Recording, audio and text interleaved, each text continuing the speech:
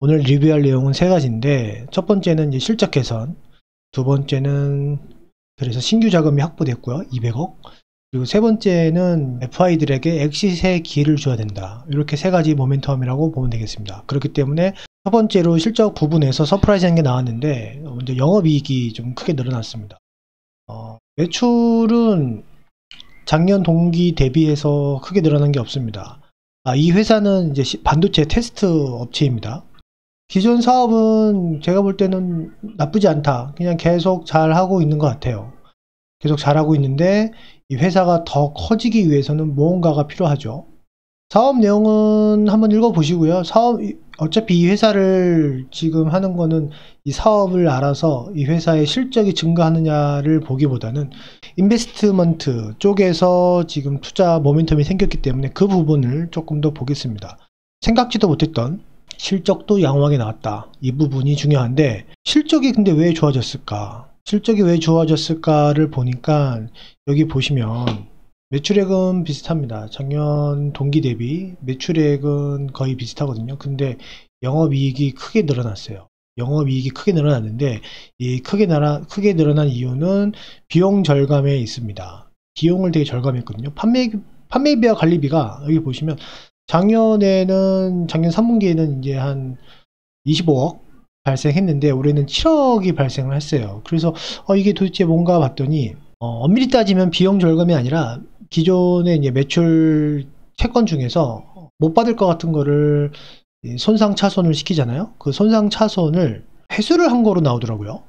판매비와 관리비 내역을 보면 여기에서 눈에 띄는 게 대손상각비입니다. 대손상각비를 작년 같은 경우에는 이제 4억을 이제 잡아놨었는데 지금 마이너스 6억이 됐어요. 이 말은 못 받을 돈이 들어왔다. 그러니까 돈을 못 받을 거로 예상을 하고 대손상각을 했는데 이게 지금 들어왔다는 얘기거든요. 그래서 영업이익이 크게 늘었습니다.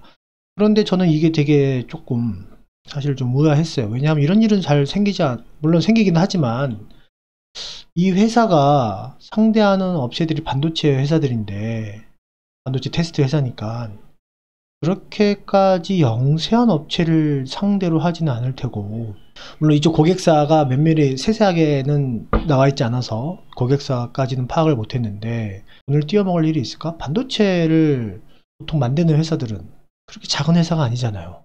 어쨌든 대손상각을 이렇게 잡아놨다가 갑자기 들어왔는데 저는 이게 의도적인 게 아닐까라는 생각을 하였습니다. 그래서 갑자기 너무 표를 예쁘게 만들어줬다. 실적 부분이 어닝 서프라이즈하게 나왔다. 물론 이거는 일회성이기 때문에 시장에서 크게 반응을 하진 않겠지만 그래도 회계적인 부분에서 볼 때는 되게 예쁘게 보인다는 거죠.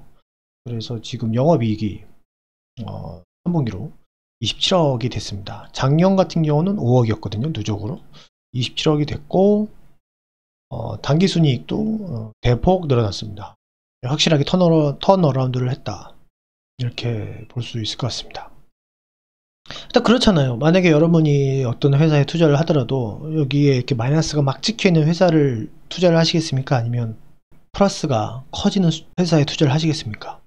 누구도 마이너스가 많은 회사에 투자하고 싶어 하지 않겠죠? 그래서 첫 번째로 이제 실적이 좋아졌는데 저는 이 실적 좋아진 게 회계 장난질 같은 느낌이에요. 손상각을 안 했더라면, 처음부터 안 했더라면 실적이 이렇게 망가지지 않았을 거 아니에요.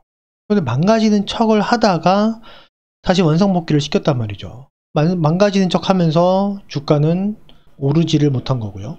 차트를 의도적으로 억누른 게 좀 보이지 않느냐라는 저의 의심입니다. 첫 번째는. 그리고 두 번째는 새롭게 전환사채를 발행을 했는데 전환사채를 아주 급하게 발행을 했습니다.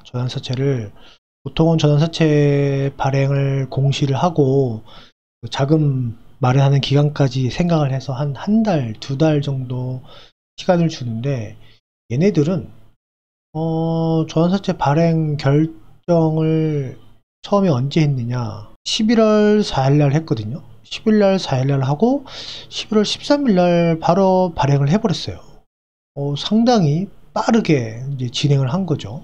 아마 주가가 오르기 전에 미리 했었던 게 아닌가라는 그런 의심도 들고요. 어쨌든 이게 되게 중요한 건데 이게 지금 3회차입니다. 3회차인데 여기에 보면 들어온 사람이 누구 있느냐, 총 200억이 들어왔어요. 200억이 들어왔는데 자금 사용 내역은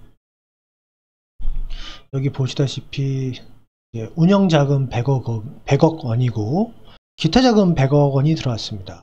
운영 자금이 굳이 필요할까 싶은데 또 발행을 했네요. 기타 자금도 들어왔고, 그래서 총 200억 원이 들어왔습니다. 전환가액은 7,000원이고요.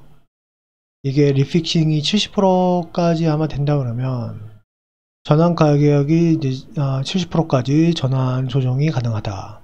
들어온 사람이 누구냐, 이게 사실 중요한데 과연 여기에 누가 들어왔느냐. 여기 보시면 여기 3명, 크로마 투자조합, 포르투나 투자조합, 우리들 휴브레인 이렇게 들어왔는데 이게 되게 재밌어요.